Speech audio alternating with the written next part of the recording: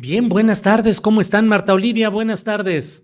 ¿Qué tal, Julio? Es un gusto coincidir como cada lunes. Muy buenas tardes a todos los seguidores y moderadores del canal. Jorge Meléndez, te saludo con afecto. Muchas gracias, Marta Olivia. Yo ando un poco ronco, con una gripe, pero te saludo también a Julio y a todos los demás del programa. Muy bien, Jorge, muchas gracias. Marta Olivia, gracias. Está muy cargado, Marta Olivia. Hay demasiadas cosas que andan brincando por todos lados. Y bueno, lo bueno es que tenemos tiempo para ir desganando muchas de estas cosas que van sucediendo. Desde luego, una de las más inmediatas es lo relacionado con la evolución que está teniendo el caso del estudiante normalista de Ayotzinapa asesinado. Ahora se sabe de una manera una ejecución policíaca en la salida de Chilpancingo. Ya se han estado esclareciendo todos los puntos acerca de que no dispararon, que no había todo lo que inicialmente se planteó en este esquema. Un escenario, además, Marta Olivia, muy generalizado en policías y en asesinatos de este tipo, que simplemente los policías dicen, nos quisieron agredir, respondimos, y luego hay la siembra de drogas, siembra de armas, en fin. ¿Qué opinas de todo este tema? Que incluso el presidente de la República ya dijo hoy que pues se va a esclarecer y que no habrá impunidad y que se va a ir a fondo sobre este caso. ¿Qué opinas, Marta Olivia? Sí, me parece que muy importante que sea el presidente López Obrador quien declare que hubo un abuso de autoridad con así letras subrayadas en negritas en el asesinato del normalista a manos de la policía de Guerrero. Y esto sería un indicador de que se busca impartir justicia, al menos en inicio así se ve en este terrible episodio de violencia contra estudiantes, particularmente contra normalistas de Ayotzinapa. Cobra relevancia también porque el hecho ocurre en un estado gobernado por Morena, bajo el mando de Evelyn Salgado, aquí, quien era una total desconocida si no hubiera sido por su padre que le heredó el cargo como gobernadora. Y por ende, pues todas las implicaciones políticas que conlleva este asesinato.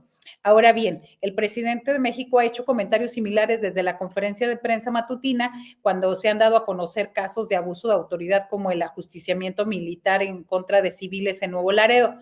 Y junio del 2003, la primera vez que el presidente dijo que en su gobierno no se pueden permitir encubrir abusos de autoridades porque su administración es igual a las anteriores y que se va a castigar a los responsables de este hecho en el que elementos policíacos fueron grabando, ejecutando a civiles armados, en el caso de Nuevo Laredo, militares.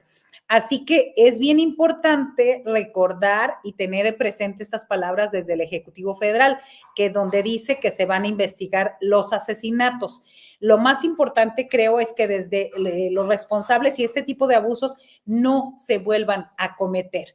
Y como escribías hoy, Julio, todo apunta que hoy fue una ejecución, ni drogado, ni alcoholizado, ni con residuos de pólvora por haber disparado un arma de fuego. El estudiante normalista Yankee Rotán Gómez Peralta fue asesinado de un tiro en la cabeza. Tampoco, subrayas, es fortuita la campaña de estigmatización que se ha lanzado contra el movimiento de los 43, que incluye pues esta serie de acusaciones contra las víctimas. Sigue el justo reclamo de los padres y madres de los 43 normalistas desaparecidos de Ayotzinapa, porque se sepa qué pasó con sus seres queridos, y este es un momento importante para que se castigue y se llegue a la verdad. Ya me parece que basta de palabras, basta de discursos, se necesitan acciones. Y la policía, a mí se me hace hasta extraño que no hubiera ya en este momento ya responsables, ya detenidos, ya mandos policiales, porque esto habla de una gran falla en las labores de seguridad y sobre todo, me parece si la gobernadora sabe que Ayotzinapa es un tema delicado, no es que esté ahí, pero debe tener el mando concreto, directo, para evitar cualquier roce. A mí me parece una falta de pericia y una falta de mando y autoridad que ahorita no se tenga ya a responsables, no a los policías que ejecutan y que solamente reciben órdenes, sino a mandos superiores ya detenidos, y se me hace que es bastante suave la respuesta todavía. ¿Se va a investigar? Sí. ¿Cuáles son las acciones concretas al respecto? Bien, Marta Olivia, gracias. Damos la bienvenida a Salvador Frausto, que ya está por aquí. Salvador, buenas tardes. Julio, Jorge, Marta Olivia, un gustazo arrancar la semana con ustedes. Gracias, Salvador. Jorge Meléndez, ¿qué opinas de este tema del asesinato de un estudiante normalista, la reacción original del gobierno del estado y luego del gobierno federal? Jorge Meléndez. Pues yo creo que lo de el señor presidente está bien, pero esto sigue en la ruta de que no se van a resolver una serie de problemas, entre ellos el caso Ayotzinapa.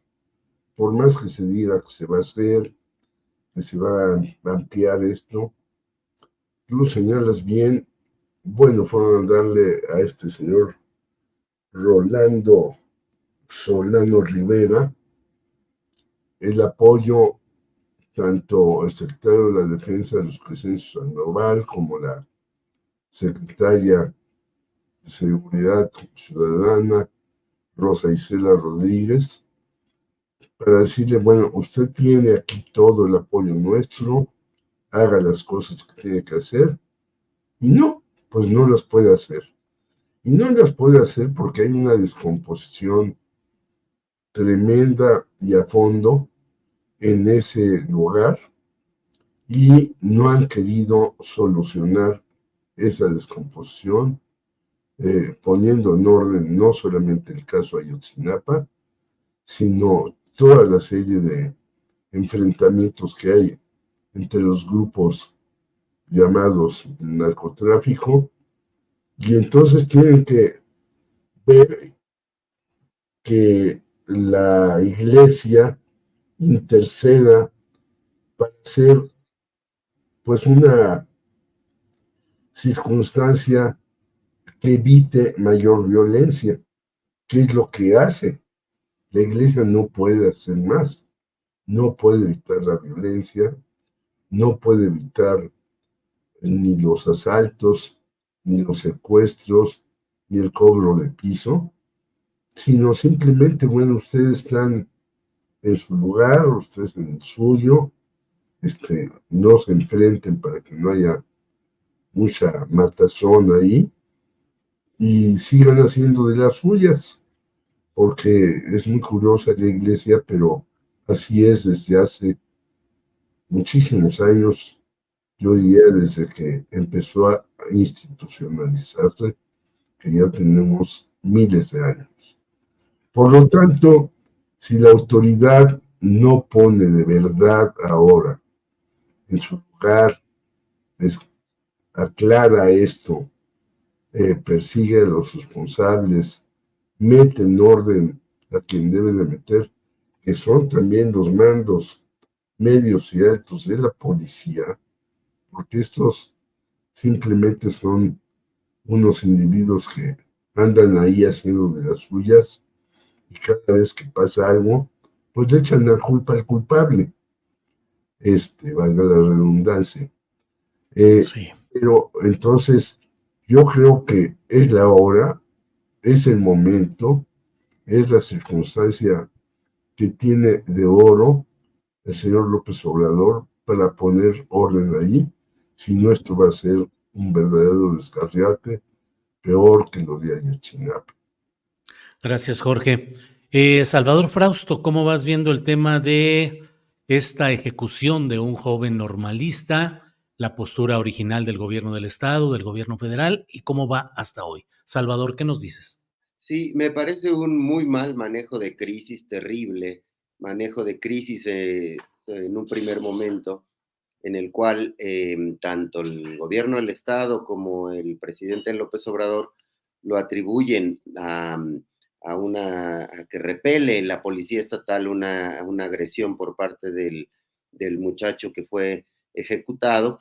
Y pues es muy difícil porque se suma y olió durante todo el fin de semana a un asunto que generó pues mucha molestia, más molestia de la que ya había entre los estudiantes y los padres de los 43, porque pues sonaba a narrativas que hemos escuchado en el pasado y por fin este lunes el presidente dice, no, bueno, pues aquí hay una circunstancia en la que el joven no iba armado, no iba, eh, no atacó a la policía local y hay una investigación. Entonces me parece que esa corrección es necesaria, coincido con Marta Olivia en esta parte, es necesaria esa corrección, es muy importante, no necesita desde la narrativa de Palacio Nacional ahondar, digamos, en demasiados detalles sobre el asunto. Sin embargo, pues tiene que haber una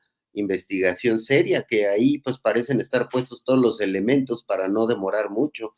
Pues vemos a policías estatales cometiendo actos de brutalidad, actos injustos y torpes que terminan con la vida de un muchacho, pues eso es gravísimo y lo hemos visto también recientemente en otro asunto de policías estatales, como fue la marcha de las mujeres del 8 de marzo, en el caso de Zacatecas. Conecto esos dos temas porque tenemos el mismo componente, policías estatales generando una aplicación inadecuada de la violencia, levantando chicas que iban a protestar, que estaban marchando por los derechos de las mujeres y denunciando feminicidios y violencia de género.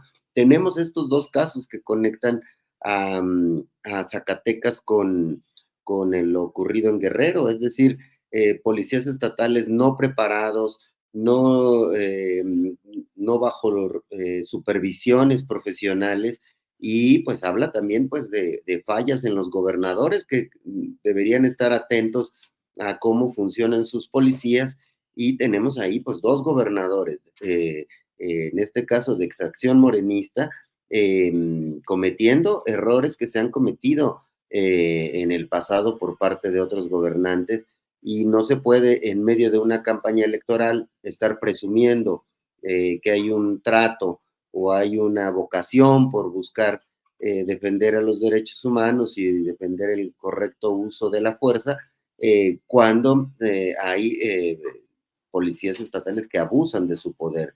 Entonces, es gravísimo, me parece que ojalá y camine el caso Ayotzinapa en especial, y también el de la atención de las demandas de las mujeres por caminos mucho más sensibles por parte de las autoridades, en los cuales pues tomen en cuenta por una parte los derechos humanos y por otra parte los reglamentos para la aplicación de la ley. Y en el caso de Ayotzinapa, pues el asunto pues puede encenderse de manera muy fácil, no se ha apagado, sigue ahí latente, vivo, esa molestia, y ya va demasiado tiempo sin que haya una respuesta satisfactoria para los padres y para los estudiantes de la norma de Ayotzinapa. Bien, Salvador.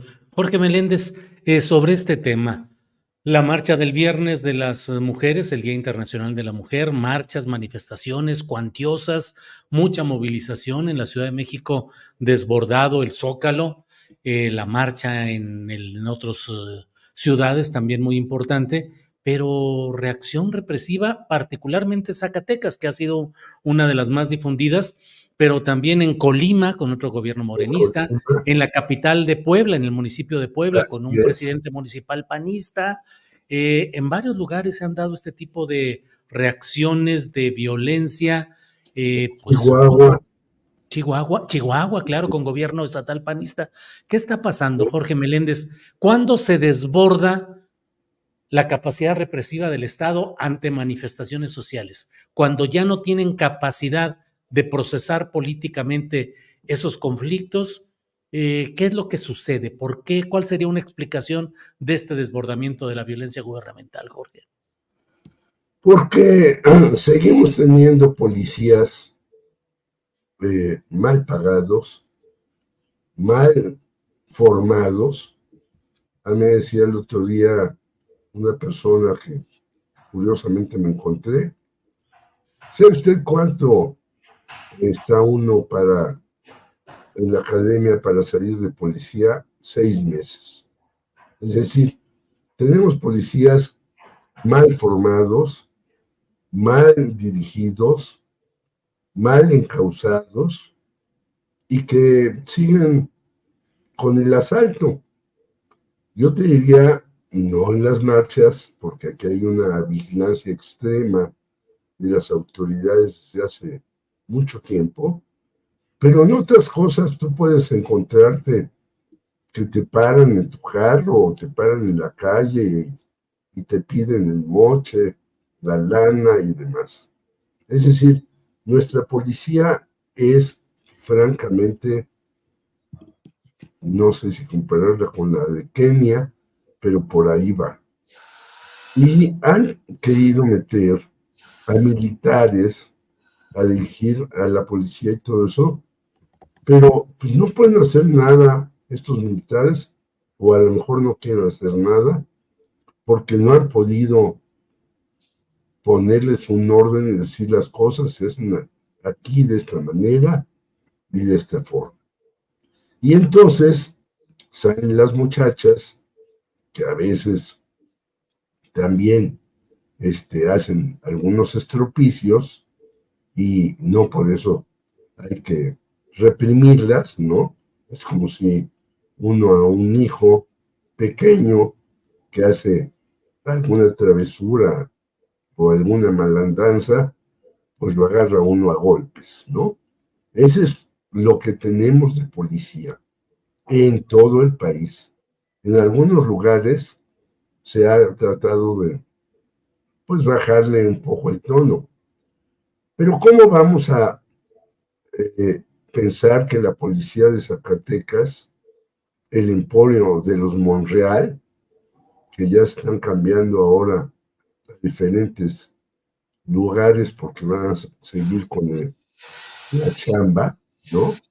De las puertas giratorias, como se llaman, pueda tener una situación muy loable de decir, bueno, pues hay que cuidar a las muchachas, hay que protegerlas, pues que a veces avienten cosas, a veces hagan pintas, a veces realicen aquella otra cosa, pero protegerlas para que terminen su marcha sin mayores problemas.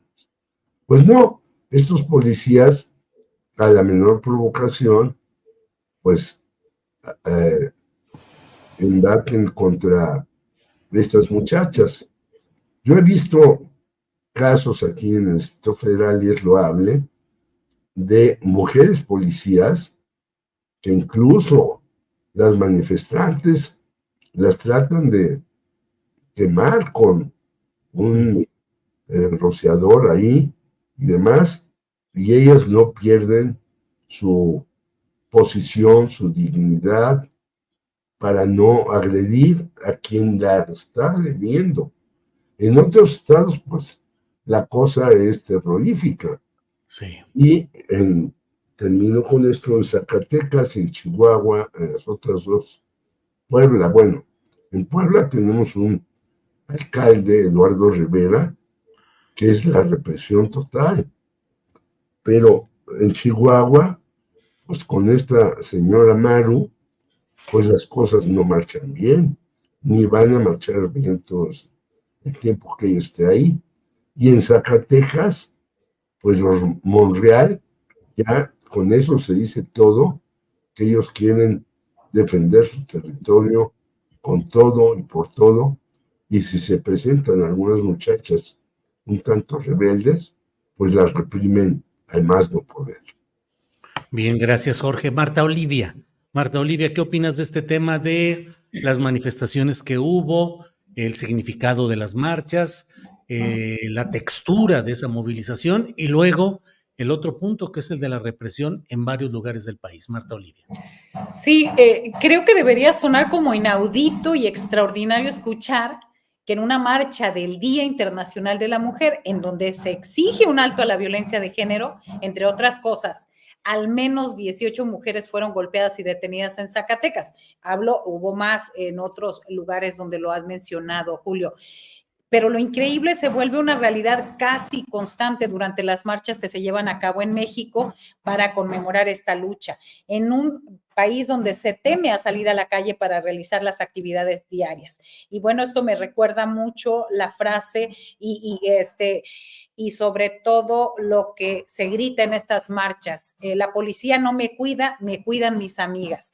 Y mira, yo pensando en cómo se dio todo este proceso, ahora mismo estoy dando clases en la Universidad de Seguridad y Justicia de Tamaulipas, depende de la Secretaría de Seguridad.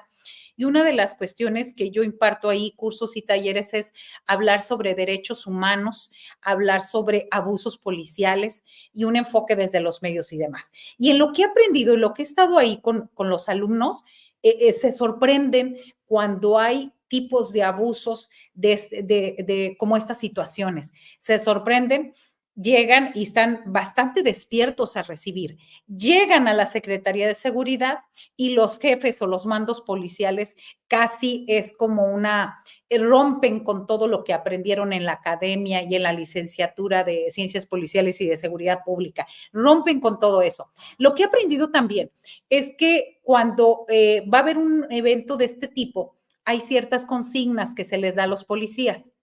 Y las consignas sé que, por ejemplo, en la Ciudad de México es no tocarlas, aguantar, no agredir. Es decir, son ciertas órdenes que se les dan básicas para que atiendan este tipo de marchas, este tipo de eventos que ya sabemos, que ya lo hemos visto con otros años, que van a estar fuertes. Entonces, ya hay esas consignas. Aquí lo que pasa, y que fue el caso más claro, el de Zacatecas, no hubo esas consignas. ¿A quién le conviene o le convenía que pasara esto?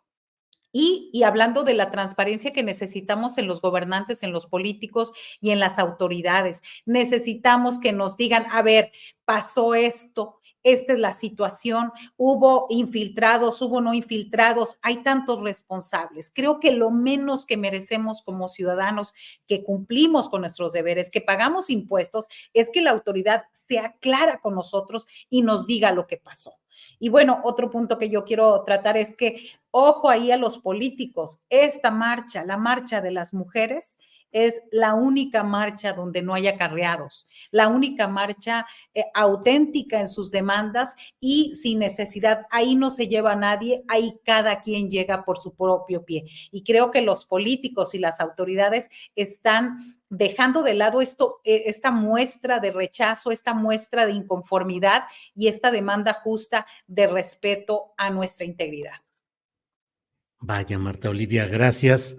Salvador Frausto, ya tocamos un poco en tu anterior intervención el tema de la represión y lo que hubo en este tema, pero ¿por qué habrá esa incapacidad de algunas instancias de gobierno de entender lo que significa un movimiento tan amplio, tan diverso, tan inmanejable con ánimos electorales o personalistas como lo hacen algunos políticos? Vi incluso al ministro en retiro, Arturo Saldívar, como apropiándose, como diciendo algo relacionado con el movimiento, colocándose él, como otros políticos, tratando de colocarse en el centro de las cosas. Salvador, ¿se va entendiendo de veras el movimiento feminista en los ámbitos gubernamentales? ¿Sirve la paridad formal numérica? ¿Significa que realmente le estén dando poder a las mujeres o siguen funcionando mecanismos alternativos de poder, diríamos, del patriarcado, Salvador? Creo que sí, si los hombres damos bastantes pasos atrás en lo general, en entender el movimiento feminista y esta explosión de exigencia de derechos, los políticos mexicanos están en las cavernas frente a la emergencia de probablemente el movimiento más vanguardista que haya en nuestro tiempo.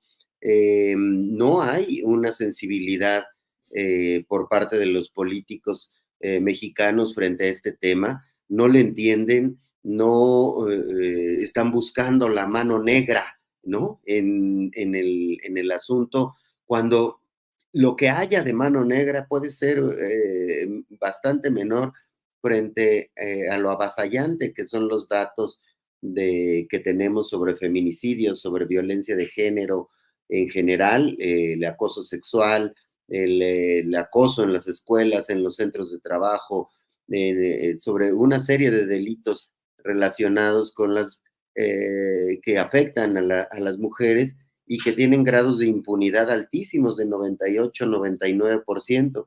Me parece que además de combatirlo desde el asunto de la impunidad, desde la búsqueda de justicia, que ese es el camino pues óptimo para entrarle al asunto, hace falta muchísima capacitación de las policías a todos los niveles para poder enfrentar las marchas y las expresiones de protesta. No estamos preparados como país, pero insistiría en que las policías están en las cavernas, los políticos mexicanos, los gobernadores están en las cavernas para entender este, este movimiento y poderle dar pues un cauce de cuidado a las marchas, de estar vigilando las circunstancias, pero sin embargo no vemos en muchos casos estas explosiones de violencia por parte de las autoridades hacia las mujeres y como dice Marta Olivia, es gravísimo que en la marcha para exigir los derechos de las mujeres y reclamar los índices altísimos de violencia, haya hechos de violencia por parte de las autoridades. Me parece que hay que hacer un trabajo grandísimo de capacitación de policías y de autoridades políticas a la par de que la sociedad vamos tomando conciencia de la gravedad de este problema para poderlo ir disminuyendo, Julio. Bien, Salvador, gracias.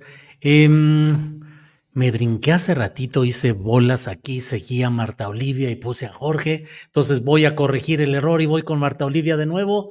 Marta Olivia, la conferencia del Episcopado Mexicano, es decir, los obispos están reunidos ya con los candidatos a la presidencia de la República, ya han firmado los acuerdos de paz, tanto Álvarez Maínez como Xóchitl Gálvez, pero pues, ¿qué tanto, Marta Olivia, podrán o irán cediendo o concediendo los candidatos a la presidencia a los señalamientos de los obispos, del máximo poder de la iglesia predominante en México? Y por otra parte, ya dijeron incluso antes de la reunión que proponían que hubiera que el ejército, los militares regresaran a los cuarteles. ¿Cómo ves estas reuniones? ¿Qué esperar de ellas? ¿Qué te llama la atención, Marta Olivia? Sí, estaba escuchando el discurso que dio la candidata Xóchitl Gálvez en este Compromiso Nacional por la Paz. Y bueno, hay dos situaciones que no extrañan mucho, que estos foros me parece que son como para, digamos, una especie de entrenamiento para los debates presidenciales. Sin embargo, cuando no hay tanto contenido, tanto sustento, pues nada más lo que vemos son repetición de ideas y de cuestiones. Ahorita lo que yo vi con Xóchitl Gálvez vuelve, insiste con la construcción de una nueva cárcel de máxima seguridad en el país y lo justifica diciendo, entonces ya no entiendo, dijo que primero dijo eso, luego dijo que no, luego ahora dice que sí, y bueno, y ahora lo justifica diciendo, su justificación es, hay una sobrepoblación carcelaria en el país, algo que es cierto. Lo que va de la candidata u omite es el tema del por qué casi 4 de cada 10 personas en las cárceles mexicanas no tienen una sentencia. Y otra vez le volvemos a decir a la candidata presidencial del PRI-PAN-RD, no está leyendo o está leyendo de una manera equivocada. Aquí el no tener sentencia habla de una gran falla del Poder Judicial, que es quien debe sentenciar a los internos en las cárceles. Estamos hablando que hay un total de 88,172 presos de acuerdo a datos del INEGI. Ese es el punto que habla. El segundo, otra vez vuelve a criticar lo de abrazos no balazos y asegura que los militares van a regresar a los cuarteles, pero no ofrece nada. No dice un proyecto, no dice cómo se va a brindar seguridad a los mexicanos. Ella solo viene y vomita a decir que las instituciones de carácter son civil y con mando civil y que van a ser los encargados de brindar seguridad a la ciudadanía. Lanza ideas, pero no habla de los cómo. Y me pregunto si se refiere a instituciones civiles con mando civil, como la Policía Federal de Felipe Calderón, cuyo jefe era Genaro García Luna, preso en los Estados Unidos y de acuerdo a la justicia estadounidense que recibió por haber recibido sobornos de integrantes del crimen organizado.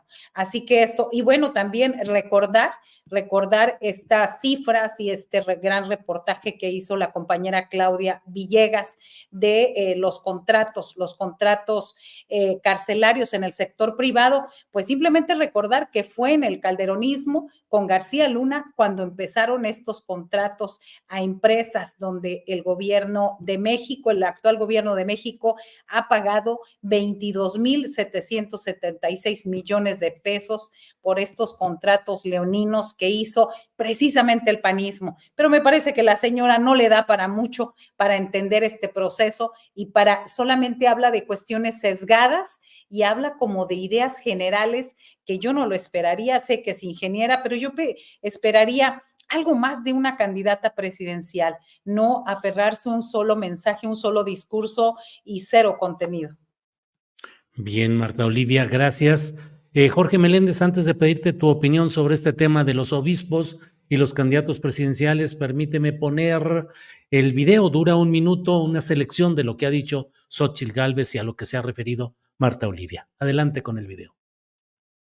El hecho donde fueron asesinados los sacerdotes jesuitas Javier Campos Morales y Joaquín César Mora en el interior del templo de la comunidad de Cerocahui, en el municipio de Uriqui, en Chihuahua, ha sido un hito de los muchos que han marcado a las personas, familias, comunidades en México flageladas por la delincuencia organizada, que no han sido enfrentadas al amparo de la política de abrazos no balazos.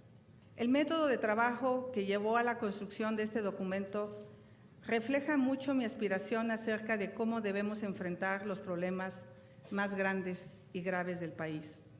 Hoy me quiero comprometer con ustedes que al ganar la elección, al día siguiente de la toma de posición el próximo 2 de octubre, me voy a reunir con ustedes para tener la primera sesión de trabajo.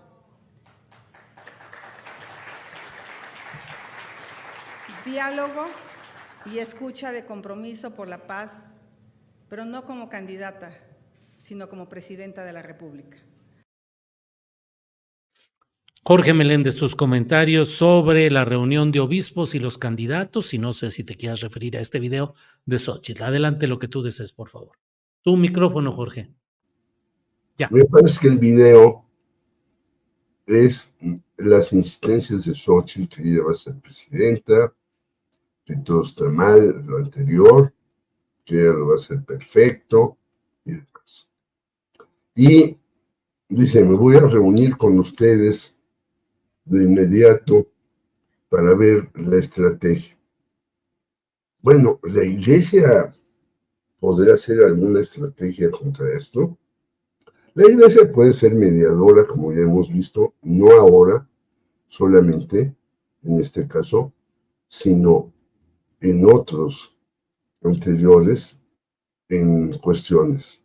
Y puede ser mediadora para bien y para mal, porque también hay que recordar que la Iglesia ha recibido a los principales narcotraficantes por medio del señor Prigioni, cuando era aquí el encargado del Papa en México de los asuntos. Y nunca se nos informó nada. Y la Iglesia también está metida en cosas muy raras, como este asunto de Juan Jesús Posada Ocampo, que no está aclarado convenientemente.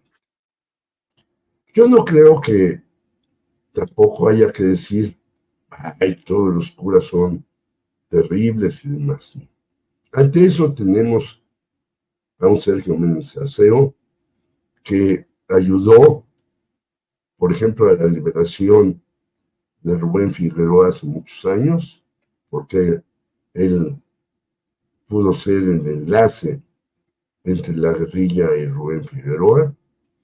Tenemos a Samuel Ruiz en Chiapas, tenemos a Raúl Vera, etc. Como toda institución, la iglesia tiene sus lados buenos y lados malos.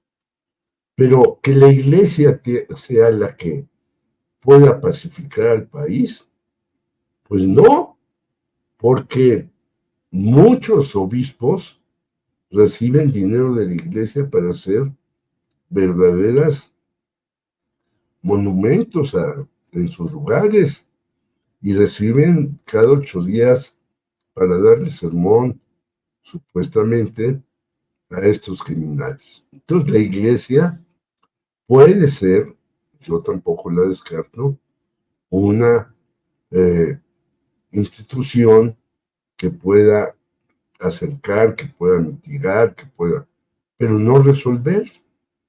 Y entonces ella dice, se contradice, va a haber más Guardia Nacional, vamos a hacer cárceles. Ahora que Marta Olivia hablaba lo leí convenientemente varias veces, el reportaje de Claudia Villegas, pues esas cárceles no están llenas. Y sin embargo, Julio, ahí tú pagas una cantidad por cada preso, esté o no esté, ¿eh? No se trata de que la cárcel esté llena para que tú pagues una cantidad.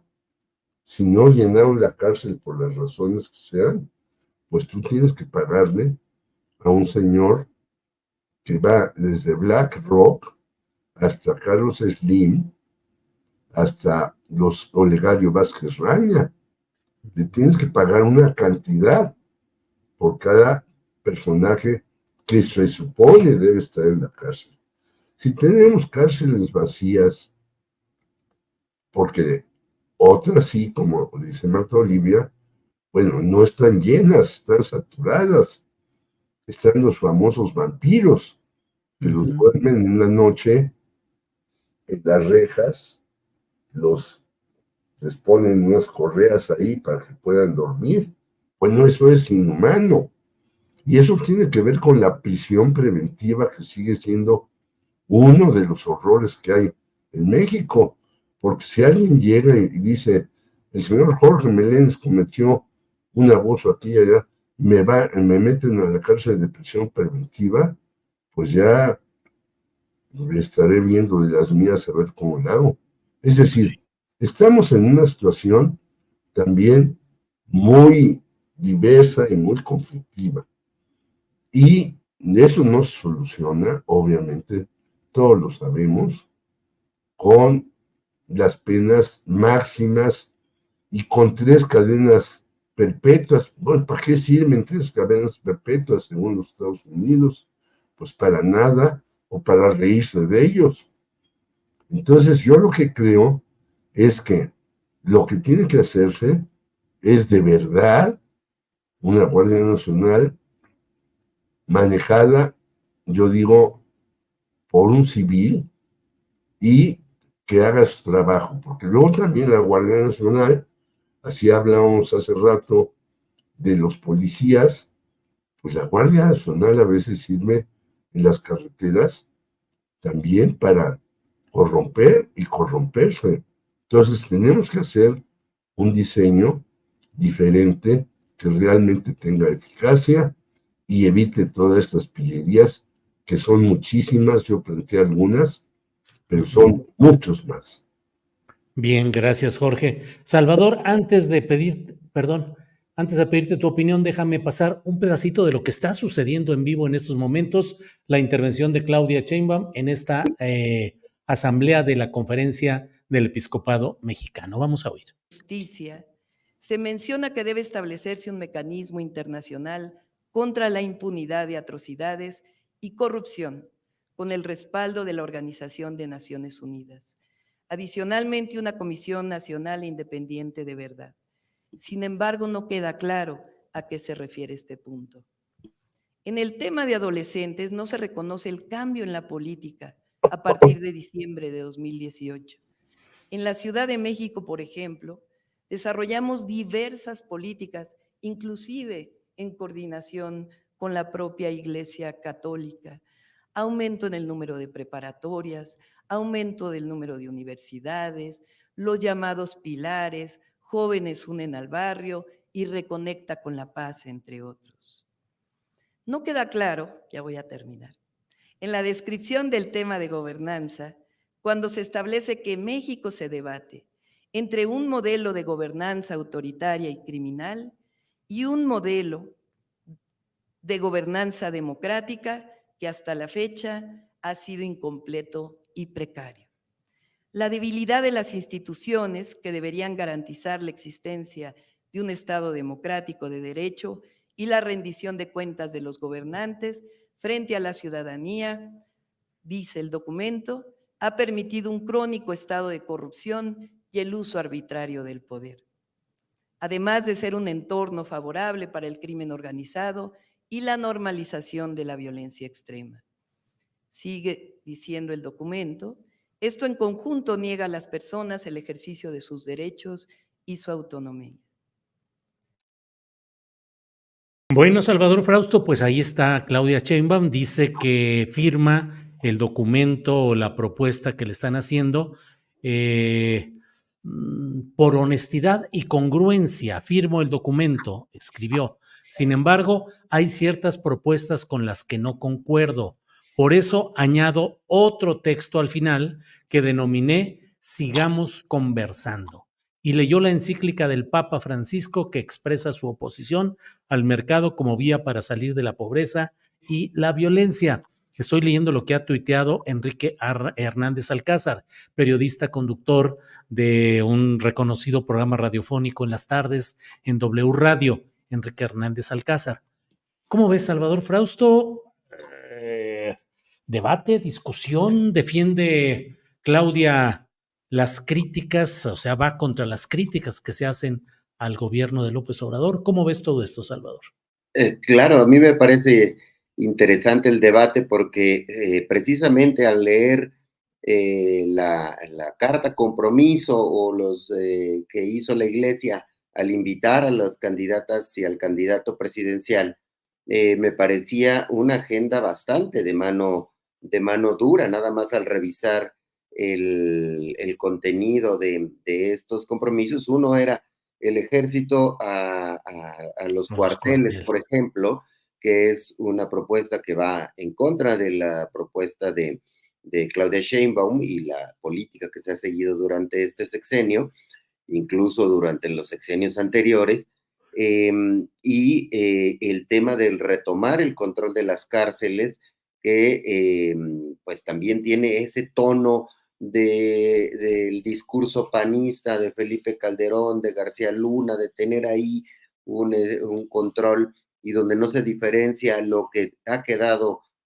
bajo la vista de todos, que es los grandes centros de detención federales, pues no están llenos, esos están incluso a medio vapor. El problema son las cárceles estatales que están llenísimas y donde, como dice Jorge, hay celdas atiborradas de reos. Esa es una circunstancia bastante distinta a la propuesta esta que hacía Xochitl de hacer una mega cárcel de alta seguridad, que nos recordaba a las propuestas de Bukele. Entonces, en general, la enumeración de los principios de la Iglesia, pues son conservadores, son de mano dura, también plantean ahí respetar los organismos autónomos, que la Comisión Nacional de Búsqueda tenga ahí una operación importante, es decir, una serie de discursos que han manejado sobre todo los gobiernos panistas y priistas en los últimos años, que están ahí enunciados como buenas intenciones, sin embargo, en los cómo y en los porqués me parecen muy cercanos a todos estos discursos prianistas, incluso de organismos no gubernamentales ligados a los gobiernos anteriores que han sacado raja de ese tipo de asuntos, con asesorías con las ONGs, con asesorías con las cárceles, con las policías, etcétera. Entonces, me parece, y incrustándose en los organismos autónomos también a través de personajes que trabajaron ahí o que siguen trabajando ahí o que tenían contratos para hacerles análisis a la gente del INE, del INAI, de todos estos organismos. Entonces, me parece que Claudia llegó a un territorio complicado, que es el del voto conservador de los católicos practicantes, ¿no? Es decir, los católicos en general es un mercado que no se rige necesariamente a partir de lo que digan los obispos o la iglesia. Sin embargo, ese sector de católicos practicantes que normalmente han votado por el PAN, Claudia cruzó las líneas enemigas al hacer ese acercamiento con el Papa Francisco, como lo hizo en algún momento López Obrador, lo ha hecho también al acercarse a la iglesia y al Papa Francisco. Claudia cruzó eso. En la entrevista que le hicimos con Café Milenio me sorprendió ver a Claudia hablando de las encíclicas papales, por ejemplo.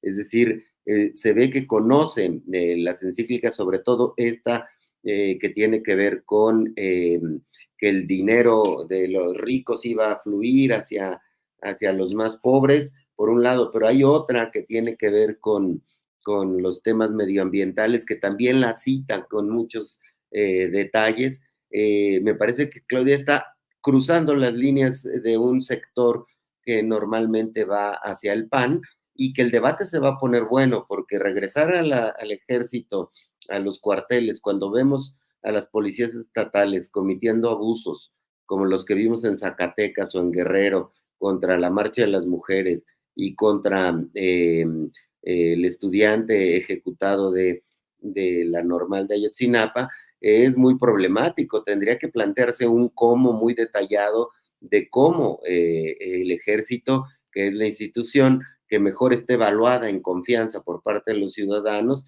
enseguida está la Marina y muy por debajo hay otras instituciones, pero por cierto, ahí abajo está la Guardia Nacional. Entonces, a nivel de ciudadanos, de la mayoría de los ciudadanos, no ven con buenos ojos el tema de retirar así a lo loco a los militares de las tareas de seguridad.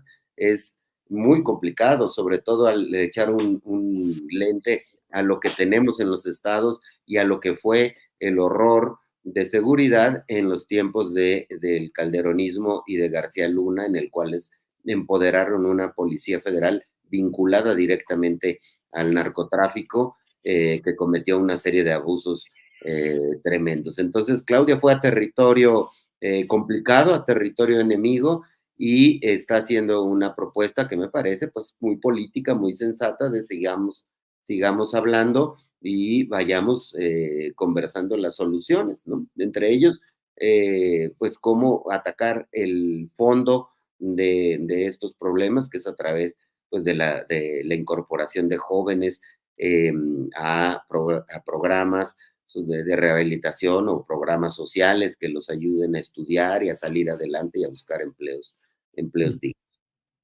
Bien, Salvador, gracias. Bien, para no perder el paso y el ritmo periodístico, tenemos ya el video correspondiente a lo que ha dicho exactamente Claudia Sheinbaum en este tema que es como el deslinde, que es el señalamiento de posturas. Adelante, por favor. He leído con mucha atención el texto emanado del Diálogo Nacional por la Paz, sus 7 capítulos y sus 132 propuestas. Me congratula saber que tenemos coincidencias, sobre todo la de superar la visión punitiva de autoritarismos y decretos de guerra y avanzar en una visión de construcción de la paz atendiendo las causas. Sin embargo, por honestidad y congruencia, he firmado el documento o firmaré el documento con la siguiente leyenda. Firmo el documento en el entendido que hay una visión conjunta de construcción de la paz. Sin embargo, hay diversas afirmaciones y propuestas en las que no coincido, y a la firma del presente debe anexarse el documento denominado, que estoy leyendo, Sigamos dialogando, coincidencias y diferencias con el documento Compromiso por la Paz, estrategias de política pública para la paz de la Conferencia del Episcopado Mexicano, firma y mi firma Alcalce. Pues eso es lo que ha dicho Marta Olivia. Estamos ya en la parte final de esta mesa. Son las 2 de la tarde con 50 minutos. Nos tocan como unos 3 minutitos a cada quien para el tema que deseen plantear. Marta Olivia, por favor. Sí, yo quisiera ir cerrando un poco con esto. ¿Por qué es tan importante este evento en el episcopado mexicano? Porque México es el segundo país con más católicos del mundo, después de Brasil y seguido por Filipinas. Y que estamos hablando de México, que hay cerca de 98 millones de mexicanos que profesan esta religión.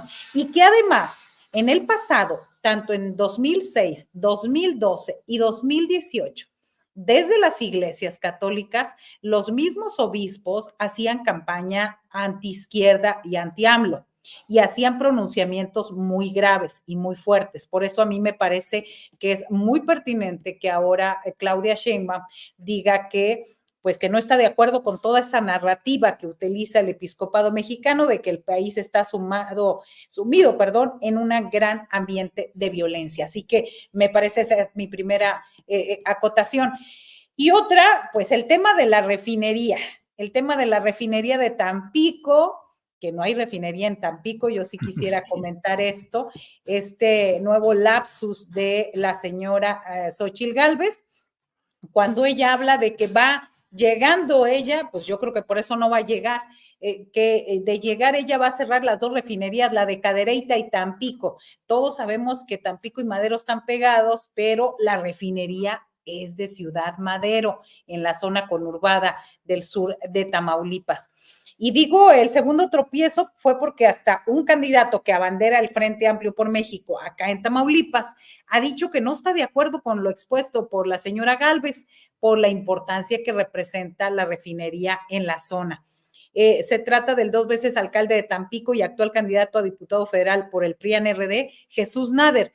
Dijo que sería mejor modernizar la refinería de Madero para moderar sus emisiones, y también invertir en fuentes energéticas limpias y renovables. Así que, pues, me parece que esto habla de una campaña de ocurrencias muy congruente con la señora Gálvez, de quien busca que hablen de ella, aunque sea para exhibir sus tropiezos. Y bueno, estos tropiezos los aprovecha el presidente López Obrador para exhibir la ignorancia y los intereses que representa el Frente Amplio por México.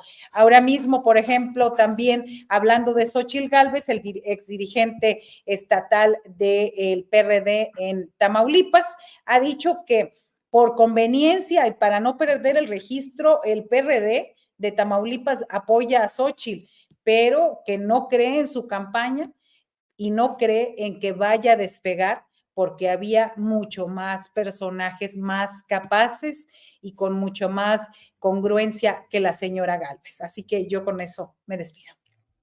Muy bien, Marta Olivia, gracias. Jorge Meléndez, por favor, 3 minutitos para cerrar. Bueno, a mí me parece un discurso verdaderamente serio el de la señora Claudia Sheinbaum.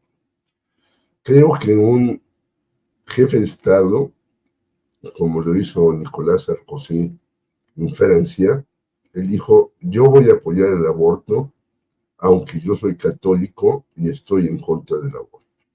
Bueno, y ya el aborto recientemente en Francia es una ley constitucional. Un jefe de Estado tiene que decir: yo dialogo con todos, tomo las cosas buenas que me están proponiendo, pero un momento, yo no me voy con todo con ellos, sino yo veo que aquí, en esto y en esto y en esto, tenemos discrepancias y yo no puedo apoyar eso. Eso es lo que hace un jefe de Estado. No hace una señora que quiere quedar bien con todos y que quiere darnos lecciones tan tontas que ya hasta hay un meme por ahí que para cuidar al planeta ya va a sacar una sombrilla para que no llueva en el planeta, ni los rayos UV amuelen a toda la población. Me parece que eso es la tontería máxima que sigue haciendo por todos lados para darle sabor al caldo a la señora Xochitl Gálvez. Y yo solamente quisiera decirle a mi queridísima Marta Olivia López que en efecto, en los números, el 80% de los mexicanos somos católicos, pero según los estudios de Helio Masferrer Can, bueno, este número de 80%, el 50% no va a la iglesia, jamás toma la hostia, jamás sigue los consejos de la iglesia en muchas cosas, etcétera, etcétera. O sea que somos mexicanos y yo diría, somos más guadalupanos que mexicanos. Quizás por la efigie de la Virgen de Guadalupe, pero pues nos decimos que sí somos católicos, quizás para quedar bien en las cifras de México y con nuestro compañero de al lado, pero en realidad la religiosidad en México se está yendo para abajo. Hay que ver los últimos censos en quienes entran a los lugares para ser sacerdotes y vemos que aquello está desolado y mucho de la culpa lo tiene Marcial Maciel y sus andanzas. Muy bien. Gracias, Jorge. Salvador Frausto, por favor, la parte final de este programa. Me parece interesante que ya estamos en las campañas electorales discutiendo de propuestas concretas. Está esta de las refinerías, que abrió un gran debate, que primero la pone sobre la mesa Álvarez Maínez, el aspirante de Movimiento Ciudadano, y posteriormente Xochitl Gálvez, y genera un debate en la sociedad mexicana. Es decir, ya hay refinerías sí, refinerías no, por qué funcionan o no funcionan, con qué energías deben funcionar estas refinerías. Me parece un debate interesante al que le entró el presidente López Obrador, y esta otra del encuentro con los obispos, con la gente, los jerarcas de la iglesia por parte de los aspirantes presidenciales, en lo cual están surgiendo otros temas. ¿Qué se hace? ¿Qué propone cada uno hacer con la seguridad pública en el país? Si atender las causas es importante, si es importante capacitar a las policías, si hay que tener un programa para ir sacando al ejército de las calles, si se debe mantener ahí. Ese nivel de debate me parece interesante. Está arrancando dentro de, después de una temporada de guerra sucia fuerte, en la cual veíamos que había un encono en estas guerras negras de redes sociales que se veían hasta hace unos días. Ahorita la discusión, por lo menos hay ya dos temas serios sobre la mesa.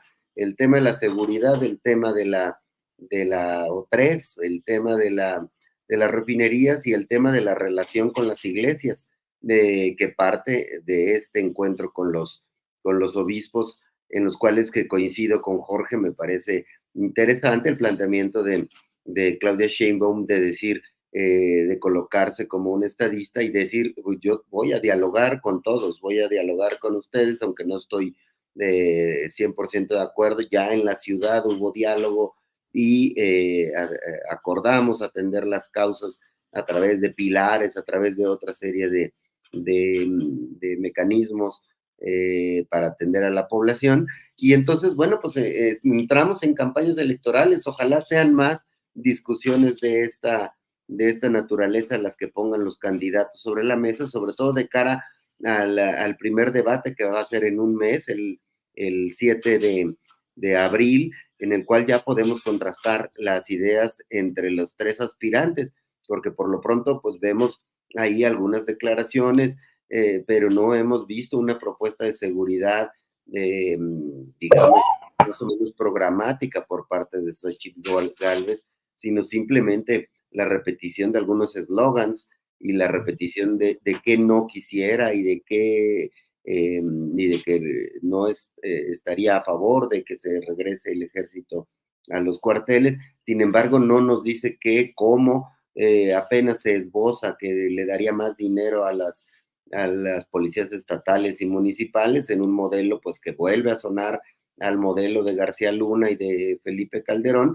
Entonces, la discusión de propuestas serias me parece que es interesante y le veo cabida, es decir, veo en los medios, en las redes sociales, en las discusiones, que hay interés de la gente por discutir este tipo de cosas.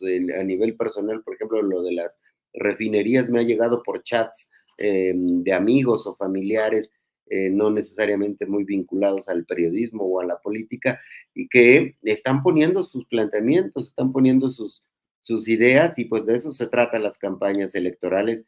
Me parece que si caminan por ahí, vamos a tener una discusión muy sana en los siguientes 80 días de aquí a la elección presidencial, Julio. Bien, pues Salvador, Marta, Olivia, Jorge Meléndez, muchas gracias por todo. Nos vemos la próxima semana y por esta ocasión, gracias a los tres. Hasta luego. Gracias, buena semana. Que te mejores, Jorge. Un abrazote a los tres. Muy amable.